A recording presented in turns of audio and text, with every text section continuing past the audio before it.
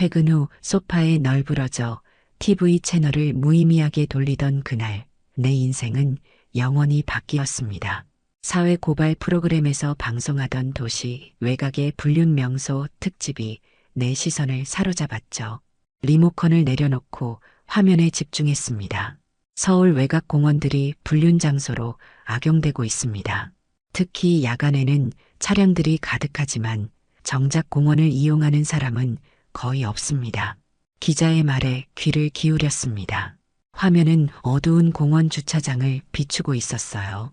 10여 대의 차량이 주차되어 있지만 모두 시동이 켜진 채였고 누구도 차에서 내리지 않았습니다. 차는 많은데 시동은 꺼지지 않고 사람은 내리지도 않습니다. 이 차들은 보통 1시간에서 2시간 정도 주차되어 있다가 떠납니다. 주민들의 증언에 따르면 이 차들이 주차되어 있는 동안 차체가 흔들리는 모습이 종종 목격된다고 합니다. 기자의 말에 얼굴이 화끈거렸습니다. 28배 결혼해서 이제 38. 10년 결혼 생활 동안 이런 방송을 보며 민망함을 느낀 적은 있어도 불안감을 느낀 적은 없었습니다. 그런데 왜일까요? 갑자기 아내 민서가 떠올랐습니다. 화면 속 공원의 이름이 언급되자 등줄기에 식은땀이 흘렀습니다. 묘하게 익숙한 이름이었으니까요. 리모컨을 들어 TV를 끄고 핸드폰을 집어들었습니다. 아내의 위치를 공유하는 앱을 열었죠. 몇 주 전 민서가 야근한다며 늦게 들어온 날 앱에 표시된 그 위치가 방송에서 언급한 공원이었습니다. 우연일 거야. 스스로에게 중얼거렸지만 가슴 한구석이 불편했습니다. 헬스장 관리자로 일하다 보니 퇴근 시간이 늦은 편이라 아내가 귀가하는 시간을 확인하는 습관이 있었어요. 최근 들어 민서의 퇴근 시간이 점점 늦어지고 있었고 주말 외출도 늘고 있었습니다. 대기업 마케팅팀은 바쁘니까라고 스스로를 설득했지만 그날 밤 이후 의심의 씨앗은 자라기 시작했습니다. 다음 날 아침 아내가 출근하고 난 뒤 집 차고로 향했습니다. 민서의 차 블랙박스 기록을 확인해야겠다는 생각이 들었거든요. 평소 차량 정비를 내가 담당했기에 블랙박스 조작법은 익숙했습니다. 메모리 카드를 꺼내 노트북에 연결했습니다. 최근 일주일 기록을 살펴보았습니다. 대부분 출퇴근 영상이었지만 이틀 전 금요일 밤 기록이 눈에 띄었어요. 민서가 야근 후 집에 돌아온다며 연락했던 그날 밤이었죠. 영상을 재생했습니다. 어둠 속에서 차는 공원 주차장으로 들어갔습니다. 주차 후에도 시동은 꺼지지 않았고 민서도 차에서 내리지 않았어요. 그리고 이 상태로 1시간 40분 동안 영상이 계속되었습니다. 가끔 차체가 살짝 흔들리는 듯한 움직임이 보였고 그 후 민서는 옷을 정리하는 듯한 모습으로 차에서 내려 잠시 주변을 살폈습니다. 그리고 다시 운전석에 앉아 공원을 떠났죠. 가슴이 쿵쾅거렸습니다. 업무 미팅이 있었다는 민서의 말이 갑자기 의심스러워졌어요. 어떤 업무 미팅이 밤 10시에 어두운 공원 주차장에서 이루어진단 말입니까? 그것도 차 안에서만? 식은땀이 흘렀습니다. 불륜. 그 단어가 머릿속을 스쳐 지나갔습니다. 결혼 10년 차에 마주한 이 상황이 비현실적으로 느껴졌어요. 민서를 믿고 싶었지만 블랙박스 영상은 명백했습니다. 아내의 변화는 사실 한두 달 전부터 느껴지고 있었습니다. 처음에는 나이가 들면서 자연스럽게 생기는 변화라고 생각했어요. 35, 결혼 10년 차에 접어드니 약간의 권태기는 어쩔 수 없지라고 스스로를 위로했죠. 하지만 최근의 변화는 분명 그 이상이었습니다. 민서는 대기업 마케팅팀에서 일하며 늘 바쁘게 지냈지만 예전에는 아무리 바빠도 퇴근 후 곧바로 집에 왔었어요. 주말에도 가족 시간을 중요시했고 제 생일이나 기념일을 잊은 적이 없었습니다. 그런데 석 달 전부터 모든 것이 바뀌었어요. 처음에는 팀 프로젝트라는 명목으로 야근이 잦아졌고 한 달 전부터는 주말 외출도 늘었습니다. 심지어 지난주에는 워크숍이라며 외박까지 했죠. 전화를 걸면 항상 회의 중이거나 지금 통화하기 어렵다는 답변뿐이었습니다. 옷차림도 확 달라졌어요.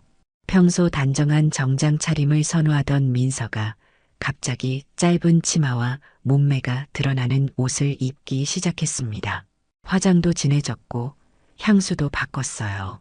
그리고 가장 이상했던 건 옷장에서 우연히 발견한 새 속옷들이었습니다. 제가 선물한 적 없는 과감한 디자인의 속옷들이 여러 벌 있었어요. 요즘 널 보면 긴장이 안 돼. 일주일 전 민서가 문득 던진 말이 갑자기 떠올랐습니다. 당시에는 단순히 오래 살아서 편안해졌다는 뜻으로 받아들였는데 이제 와서 생각해보니 다른 의미가 있었나 봅니다. 그냥 친구 같아.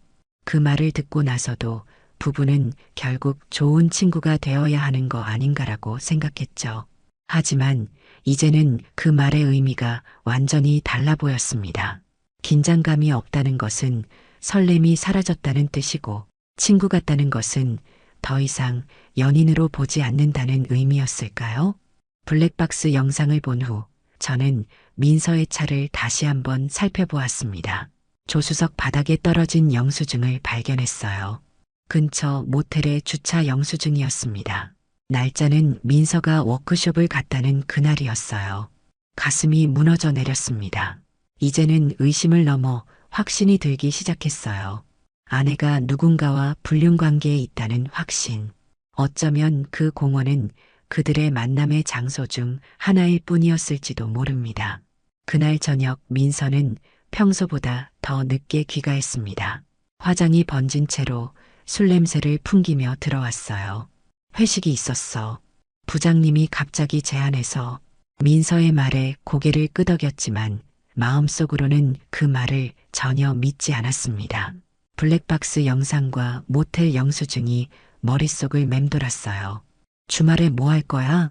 무심코 던진 제 질문에 민서가 잠시 굳었다가 답했습니다.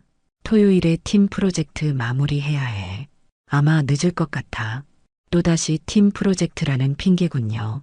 아내의 거짓말이 너무 뻔해 보였지만 아직은 모른 척했습니다. 먼저 모든 사실을 확인해야 했으니까요. 그날 밤 민서가 잠든 후 몰래 그녀의 핸드폰을 확인했습니다. 비밀번호는 오래전부터 알고 있었어요. 메시지함을 열었지만 수상한 내용은 없었습니다. 통화 기록도 마찬가지였죠. 직장 동료나 팀원이라는 이름으로 저장된 번호들 뿐이었어요. 하지만 사진 갤러리에서 한 폴더를 발견했습니다. 비밀번호가 걸려 있었죠. 여러 번 시도했지만 열리지 않았어요. 일단 핸드폰을 제자리에 돌려놓고 다음 계획을 세우기로 했습니다.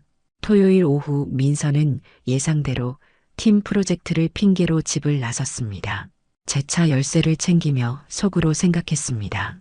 탐정에게 의뢰할 수도 있었겠지만 내 눈으로 직접 확인해야 해. 아내가 집을 나간 지 20분 후 저도 차를 몰고 뒤를 쫓았습니다. 설치해둔 GPS 추적기 덕분에 민서의 위치를 실시간으로 확인할 수 있었어요. 예상대로 그녀는 회사가 아닌 서울 외곽으로 향하고 있었습니다. 블랙박스 영상에서 본 그 공원으로 가고 있었죠. 심장이 빠르게 뛰었습니다. 5살 때부터 사귀고 28배 결혼한 민서. 학창 시절부터 이어진 우리 사이에 제3자가 끼어들었다는 생각을 도저히 받아들일 수 없었어요. 하지만 현실은 냉혹했습니다. 공원 입구에서 잠시 멈춰섰습니다. 추적이 들통나면 안 되니까요. 민서의 차가 주차장에 들어간 것을 확인한 후 저도 조심스럽게 따라 들어갔습니다. 주차장은 생각보다 넓었고 이른 저녁 시간인데도 꽤 많은 차들이 주차되어 있었어요. 구석자리에 차를 세우고 주변을 살폈습니다. 시계는 6시 30분. 아직 완전히 어둡지 않아 주차된 차들을 관찰할 수 있었어요. 눈에 띄는 점은 대부분의 차들이 시동을 끄지 않은 채 주차되어 있다는 것이었습니다. 그리고 그중 눈에 띄게 고급스러운 검은색 세단 한 대가 민서의 차 옆에 주차되어 있었어요. 가만히 지켜보니 민서가 자신의 차에서 내려 그 검은색 세단으로 옮겨 탔습니다. 누군가를 만나려고 했던 거군요. 망원경으로 자세히 보니 세단 안에 한 남자가 앉아 있었습니다. 잘 정돈된 수트 차림의 30대 후반에서 40대 초반으로 보이는 남자였어요. 그 순간 두 사람이 포옹하더니 키스를 나누는 모습이 보였습니다. 가슴이 찢어지는 듯한 고통이 밀려왔어요. 하지만 이것은 시작에 불과했습니다. 잠시 후 두 차가 동시에 덜컹거리기 시작했어요. 창문은 모두 닫혀 있었지만 차체의 움직임으로 안에서 무슨 일이 일어나고 있는지 충분히 짐작할 수 있었습니다. 이건 단순한 우연이 아니야. 이 공원은 말 그대로 불륜의 성지다. 중얼거리며 주변을 둘러보니 비슷한 상황의 차들이 여럿 보였습니다. 모두 시동을 켠 채 주차되어 있었고 가끔씩 흔들리는 움직임이 보였어요. 그리고 눈에 띄는 점은 모든 차들이 일정한 간격을 두고 주차되어 있다는 것이었습니다. 옆 차와의 거리가 충분히 확보되어 있어 내부가 잘 보이지 않게 배려한 듯했어요. 2시간가량 그 자리에 앉아 모든 상황을 지켜보았습니다. 그 시간 동안 여러 차들이 들어오고 나갔지만 대부분은 비슷한 패턴이었어요. 차는 많은데 공원을 이용하는 사람은 거의 없었고 차에서 내리는 사람도 드물었습니다. 이곳은 공원이라는 이름만 가진 불륜 장소였던 거죠. 민서의 차와 그 검은 세단은 8시쯤 각자 공원을 빠져나갔습니다. 먼저 검은 세단이 떠나고 10분 후에 민서의 차가 뒤따랐어요. 저는 그들을 더 쫓지 않았습니다.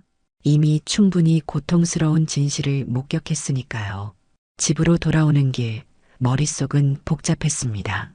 그동안 우리 부부 사이에 무슨 문제가 있었던 걸까요? 다음 날부터 저는 체계적으로 증거 수집을 시작했습니다.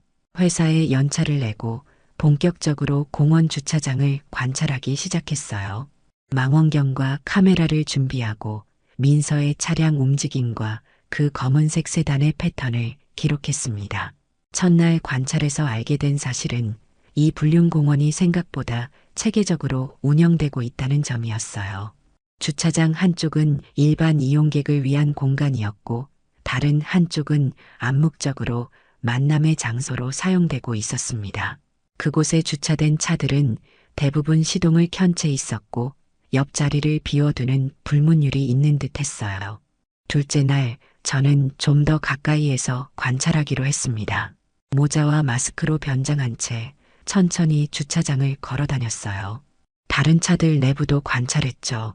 한 차 안에서는 한 커플이 앞좌석에서 키스를 나누고 있었고 남자의 손이 여자의 바지 속으로 들어가는 모습이 보였습니다.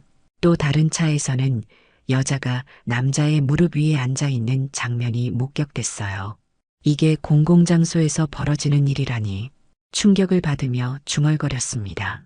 더 놀라운 건 이런 행위가 이루어지는 동안 주변에는 공원을 산책하는 가족들과 아이들이 있다는 사실이었어요.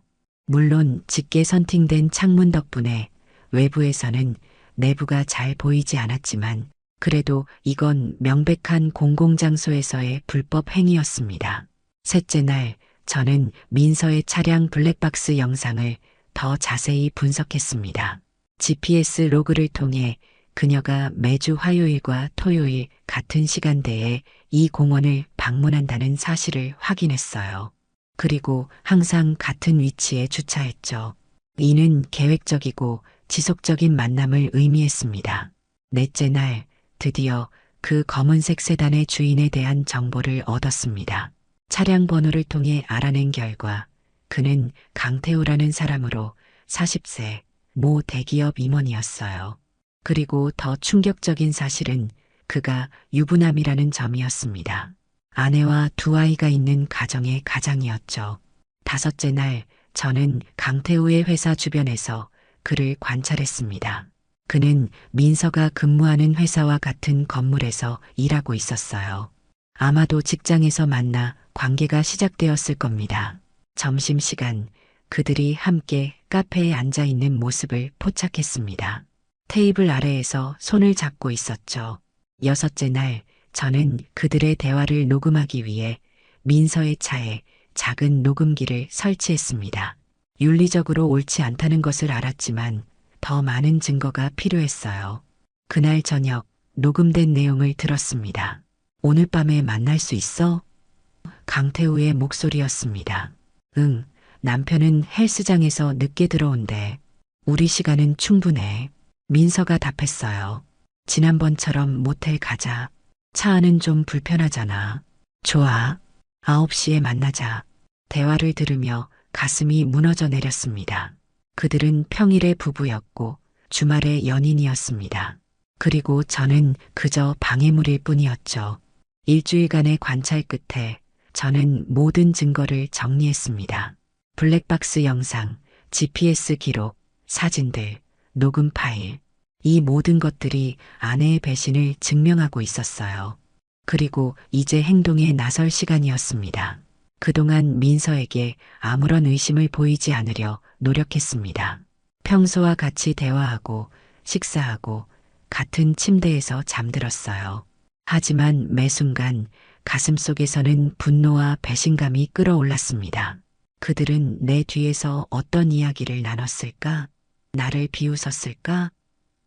이런 생각들이 머릿속을 맴돌았죠.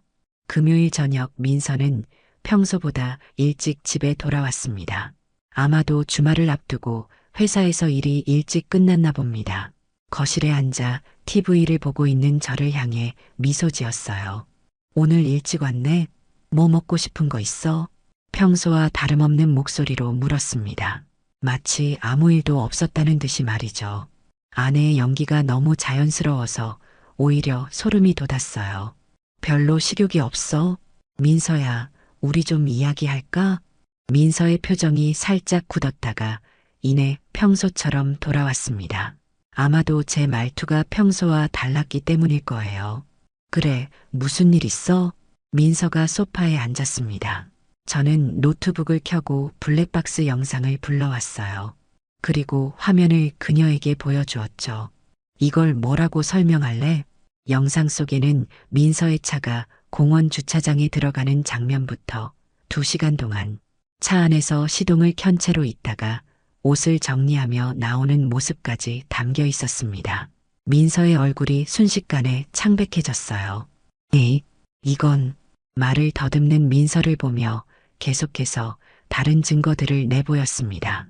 GPS 로그, 모텔 영수증, 그리고 마지막으로 녹음 파일을 재생했어요. 오늘 밤에 만날 수 있어? 응, 남편은 헬스장에서 늦게 들어온대.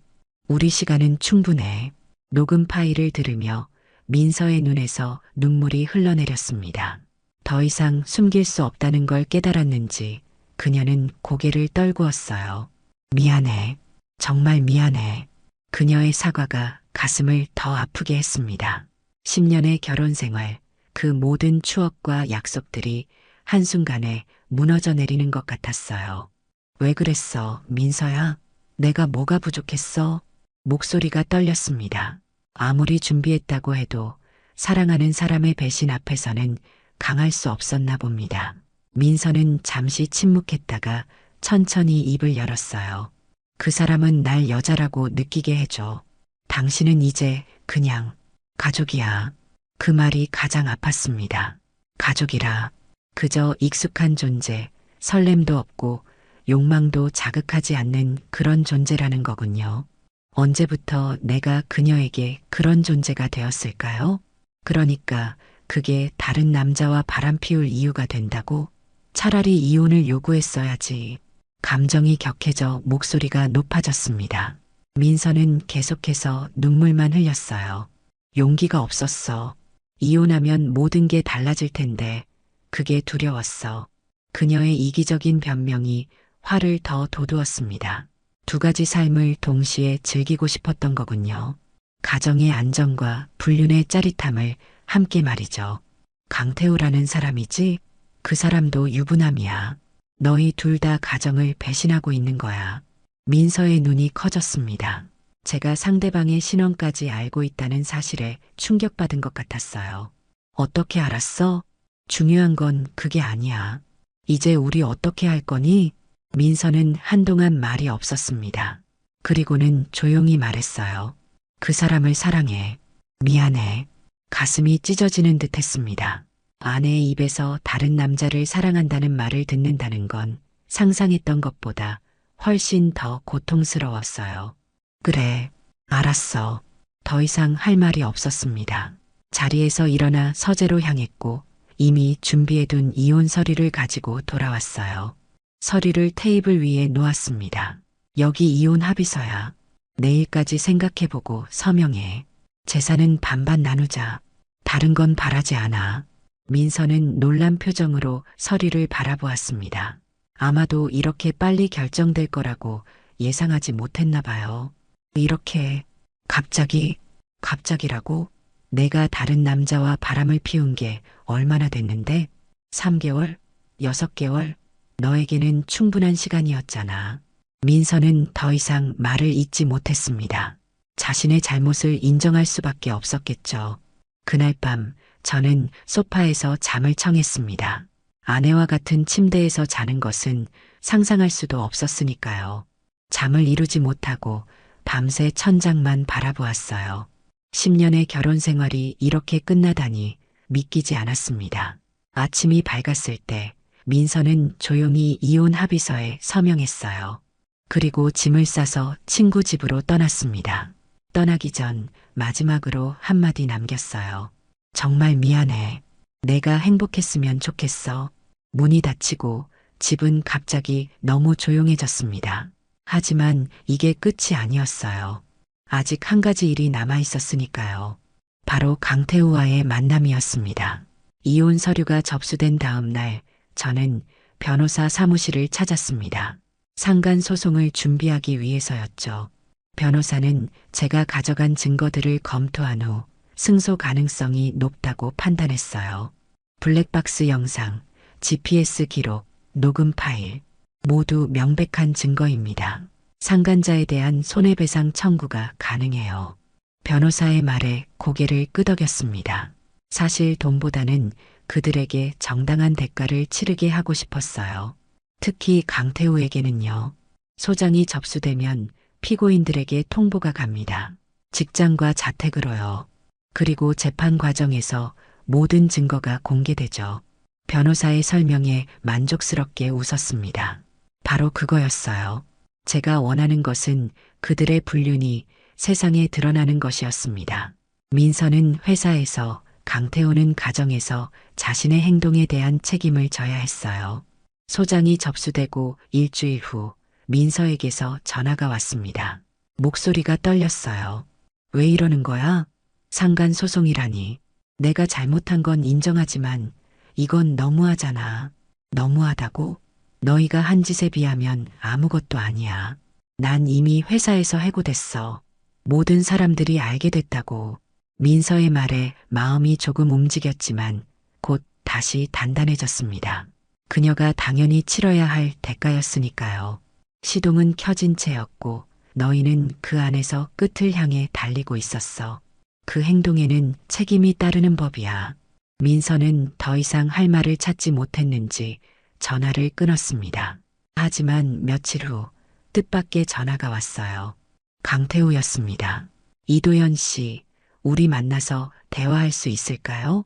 그의 차분한 목소리에 놀랐지만 이 만남은 제가 원했던 것이기도 했습니다. 도심의 한 카페에서 그를 만났어요. 정장 차림의 강태우는 공원에서 봤던 것보다 더 지쳐 보였습니다. 소송을 취하해 주실 수 없을까요? 제가 합의금을 드리겠습니다. 그의 제안에 웃음이 나왔습니다. 돈이 전부인 줄 아는 사람들이 가엾기만 했어요. 필요 없습니다. 저는 당신에게 정당한 대가를 치르게 하고 싶을 뿐이에요. 제발요, 가족들이 알게 되면 그건 당신이 불륜을 저지르기 전에 생각했어야죠. 차 안에서 덜컹거릴 때는 그 생각 못했나 보네요. 강태우의 얼굴이 창백해졌습니다. 제 말이 그의 가슴을 찔렀나 봅니다. 아내와 아이들은 잘못이 없잖아요. 맞아요. 그들은 잘못이 없죠. 하지만 그들에게 상처를 준 건 바로 당신입니다. 제가 아니라요. 대화는 그렇게 끝났습니다. 강태우는 패배한 표정으로 카페를 떠났고 저는 흔들리지 않는 의지로 소송을 진행했어요. 소송이 언론에 보도되면서 그 공원은 불륜의 명소라는 오명을 얻게 되었습니다. 지자체와 경찰은 즉시 대책 마련에 나섰고 주차장에 순찰을 강화했어요. 시민들의 제보도 이어졌고 결국 그 공원 주차장은 밤 10시 이후에는 폐쇄되는 것으로 결정되었습니다. 어느 언론사에서 취재 요청이 왔습니다. 불륜 명소의 실체를 고발한 남편이라는 제목으로 인터뷰를 하고 싶다고 했어요. 처음에는 거절했지만 이런 문제가 공론화되어야 한다는 생각에 인터뷰에 응했습니다. 많은 사람들이 궁금해합니다. 어떻게 아내의 불륜을 알게 되셨나요? 기자의 질문에 차분히 답했습니다. 우연히 본 TV 프로그램에서 불륜 명소로 지목된 공원이 아내의 차량, 블랙박스에도 찍혀 있는 것을 발견했어요. 그리고 직접 추적해보니 불륜 사실을 확인할 수 있었죠. 탐정을 고용하지 않고 직접 증거를 모으셨다던데 이유가 있으셨나요? 타인의 도움을 받기보다는 제 눈으로 직접 확인하고 싶었어요. 그래야 진실을 온전히 받아들일 수 있을 것 같았습니다. 상간 소송까지 제기하신 이유는 무엇인가요? 단순한 복수심이 아니었습니다. 행동에는 책임이 따른다는 걸 보여주고 싶었어요. 공공장소에서 그런 행위를 하는 것은 법적으로도 도덕적으로도 문제가 있다고 생각합니다. 인터뷰는 여러 매체에 보도되었고 비슷한 경험을 한 사람들로부터 많은 응원 메시지를 받았습니다. 어떤 이들은 제 용기에 감사하다며 자신들도 비슷한 상황에서 용기를 내게 되었다고 말했어요. 이혼 절차가 모두 마무리된 후 저는 헬스장을 확장하기로 결정했습니다. 위자료로 받은 돈의 일부를 투자해 새로운 지점을 열었어요. 일에 집중하다 보니 마음의 상처도 조금씩 아물기 시작했습니다. 어느 날 한 방송국에서 연락이 왔습니다. 팟캐스트 프로그램에 출연해달라는 제안이었어요. 현대사회의 불륜과 법적 대응이라는 주제로 전문가들과 함께 이야기를 나누는 자리였죠. 흥미로운 주제였기에 출연을 수락했습니다. 녹음 스튜디오에서 진행자가 물었습니다. 이도현 씨, 많은 사람들이 불륜을 당했을 때 용서하라고 말합니다. 당신은 어떻게 생각하시나요? 잠시 생각한 후 답했습니다. 사람들이 말하죠. 용서도 사랑이냐고. 근데 전 그렇게 말해요. 복수도 정의입니다.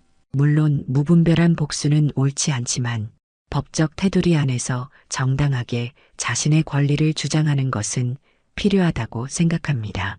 불륜을 당한 많은 분들이 어떻게 해야 할지 고민하실 텐데 조언 한마디 부탁드립니다. 먼저 확실한 증거를 수집하세요. 감정에 휘둘리지 말고 차분하게 계획을 세워야 합니다. 그리고 법적인 조언을 구하는 것도 중요해요. 무엇보다 자신을 탓하지 마세요. 불륜은 상대방의 선택이지 당신 탓이 아닙니다. 팟캐스트 방송 이후 저는 예상치 못한 유명 인사가 되었습니다. 정의로운 복수의 아이콘이라고 불리며 여러 매체에서 인터뷰 요청이 쏟아졌어요. 처음에는 부담스러웠지만 제 이야기가 비슷한 상황에 처한 사람들에게 용기를 줄 수 있다면 의미 있는 일이라고 생각했습니다. 한 토크쇼에 출연했을 때의 일입니다. 스튜디오에는 다양한 연령대의 관객들이 모여 있었어요. 진행자가 물었습니다. 이도현 씨, 많은 분들이 궁금해하는 질문인데요. 이혼 후 어떻게 지내고 계신가요? 처음에는 힘들었습니다.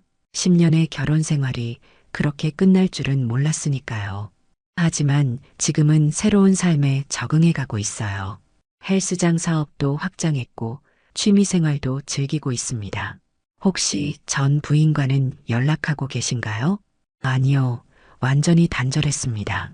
서로에게 더 이상 할 말이 없다고 생각해요. 불륜을 저지른 사람들에게 하고 싶은 말이 있으신가요? 이 질문에 잠시 생각에 잠겼습니다. 정말 그들에게 하고 싶은 말이 무엇일까요? 행동에는 책임이 따른다는 것을 명심했으면 합니다. 자신의 순간적인 욕망 때문에 가족과 주변 사람들에게 씻을 수 없는 상처를 주게 된다는 사실을요. 특히 공공장소에서 그런 행위를 하는 것은 법적으로도 문제가 될 수 있습니다.